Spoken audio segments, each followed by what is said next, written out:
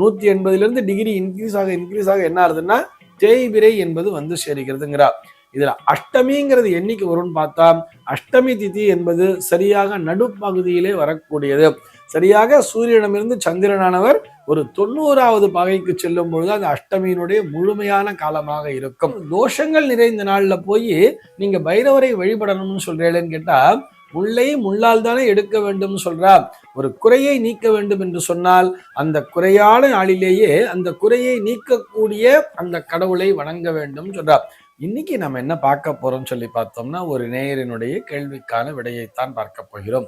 இந்த நேயர் என்ன கேட்டிருக்காங்க அப்படின்னு சொல்லி பார்த்தா, அஷ்டமியில் பைரவரை வழிபடுவது எதற்காக என்பதுதான் அவருடைய கேள்வியாக அமைந்திருக்கிறது. அதாவது அஷ்டமியில போய் அந்த பைரவரை வழிபடணுமா அப்படின்னு சொல்லி கேட்டா, நிச்சயமாக எதற்காக பைரவரை வழிபட வேண்டும் சொன்னா, நம்முடைய கஷ்டங்கள் எல்லாம் நீங்குவதற்காக. கஷ்டங்கள் நீங்கணும்னு சொன்னா அதுக்கு அஷ்டமியை போய் எதுக்கு சார் எடுத்துக்கணும் அப்படின்னு சொன்னா, ஜாதகத்துல கூட சரி அஷ்டமஸ்தானம் அப்படின்னு சொல்லுவா. 8ஆம் பாவகம் என்பதுதான் நிறைய தடைகள், இடைஞ்சல்கள், கஷ்டங்களை எல்லாம் தரக்கூடிய இடமாக இருக்கிறது. அந்த கஷ்டங்கள் நீங்க வேண்டும் என்று சொன்னால் அந்த அஷ்டமி திதி என்பது மிகவும் உகந்தது அப்படிங்கிற மாதிரி சொல்றார். பொதுவா திதின்னா என்ன தெரியுமா அர்த்தம்? திதி என்பது சூரியனுக்கும் சந்திரனுக்கும் இடைப்பட்ட தூரத்தினை குறிக்கும். சூரியனும் சந்திரனும் ஒரே பாகையிலே இருந்தால் அதுதான் அமாவாசை நாள்னு சொல்றார். கொஞ்சம் கொஞ்சமாக அந்த சூரியனிடமிருந்து சந்திரன் விலக விலக விலக வளர்பிறை நாட்கள் என்பது வந்து சேருகிறது. நேர் 180 டிகிரி அப்படின்னு வரும் பொழுது, அதாவது சூரியன் 0 டிகிரில இருக்கான்னா அவருக்கு நேர் 180வது பாகைக்கு சந்திரன் வருகிறதுன்னு சொன்னா அதுதான் பௌர்ணமி நாளாக பார்க்கப்படுகிறது. அதிலிருந்து கொஞ்சம் கொஞ்சமாக மறுபடியும் அப்படியே கிட்ட வந்து சேரும் பொழுது அமாவாசை என்பது வந்து விடுகிறது. 180 டிகிரி இன்க்ரீஸ் ஆக என்ன ஆகுதுன்னா தேய்பிரை என்பது வந்து சேருகிறதுங்கிறார். இதுல அஷ்டமிங்கிறது என்னைக்கு வரும்னு பார்த்தா அஷ்டமி திதி என்பது சரியாக நடுப்பகுதியிலே வரக்கூடியது. சரியாக சூரியனிடமிருந்து சந்திரனானவர் ஒரு 90வது பாகைக்கு செல்லும் பொழுது அந்த அஷ்டமியினுடைய முழுமையான காலமாக இருக்கும்.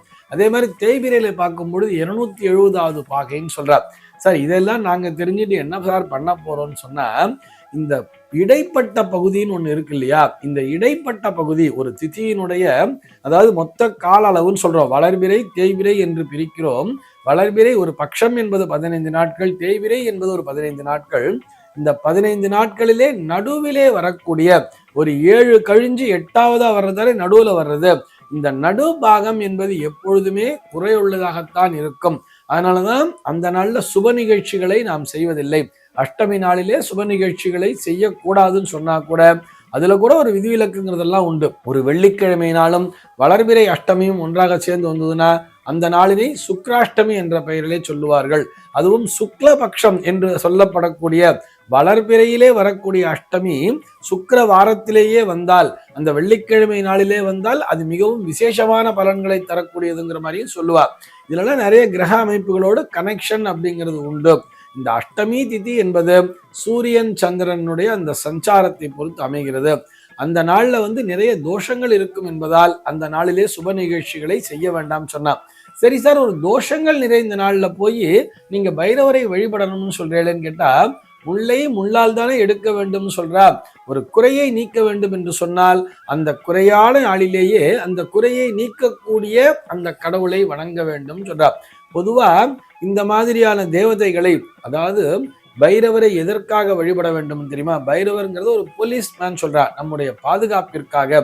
யார் ஒருவருக்கு பிரச்சனைகள் என்பது அதிகமாக இருக்கிறதோ, அது கடன் பிரச்சனையாக இருக்கலாம், கோர்ட்டு கேஸ் பிரச்சனையாக இருக்கலாம், நிலம் சம்பந்தப்பட்ட பிரச்சனைகளாக இருக்கலாம், தீராமல் தொடர்ந்து கொண்டே இருக்கிறது சார், சதா எனக்கு தடைகள் தான் வந்து கொண்டே இருக்கிறது, என்னால் அடுத்து ஒரு ஸ்டெப்பே இந்த கேஸ்ல எடுத்து வைக்க முடியல அப்படிங்கிற மாதிரி விஷயங்கள்லாம் இருக்கு இல்லையா, அவர்கள் நிச்சயமாக பைரவரை வழிபட வேண்டும்.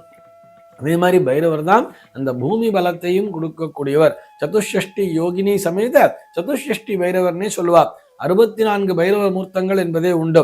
இவர்கள் அனைவரும் ஒரு சேர காட்சியளிக்கின்ற காலம்தான் அந்த அஷ்டமி காலம் என்பது. அந்த அஷ்டமியிலே நாம் பைரவரை வழிபடும் பொழுது நிச்சயமாக நமக்கான தடைகள் என்பது விலகும். அதே மாதிரிதான் இந்த மாதிரி பரிகார சாந்தியில அஷ்டமியில வச்சுக்கலான்னே சொல்லுவார். துர்காஷ்டமின்னே சொல்லுவா தெரியுமா? துர்கைக்கு மிகவும் விசேஷமான காலமாக அஷ்டமி நாளானது பார்க்கப்படுகிறது. கண்ணன் அவதரித்தது கூட கோகுல அஷ்டமி நாளில் தானே. ஆக எதற்காக? மக்களுடைய கஷ்டங்களை தீர்ப்பதற்காகத்தானே.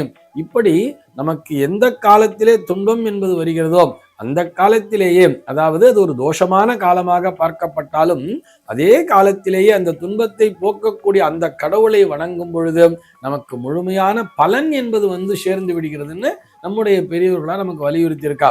ஆக அஷ்டமி நாளிலே நிச்சயமாக பைரவரை வழிபட வேண்டும். சாதாரண நாள்ல நம்ம இந்த இலுப்பை எண்ணெய் எல்லாம் ஊற்றி விளக்கேற்றக்கூடாது. நம்ம பொதுவா டெய்லி விளக்கேற்றும் பொழுது நல்லெண்ணெய் ஊற்றி தான் விளக்கேற்றணும். அப்படி இல்லைன்னா நெய் விளக்கு தான் ரொம்ப விசேஷம் சொல்லிட்டா.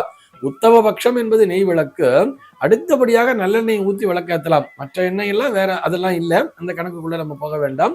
நம்ம பார்க்க வேண்டியது இந்த இலுப்பை எண்ணெய் என்பது ஒரு பரிகாரத்திற்காக ஊற்றி ஏற்றப்படுகிறது. அதுவும் எப்படி? ஒரு பூசணிக்காயை வெட்டி அதுக்குள்ள இலுப்பை எண்ணெய் ஊற்றி விளக்கேற்றி வைங்கன்னு சொல்லுவா.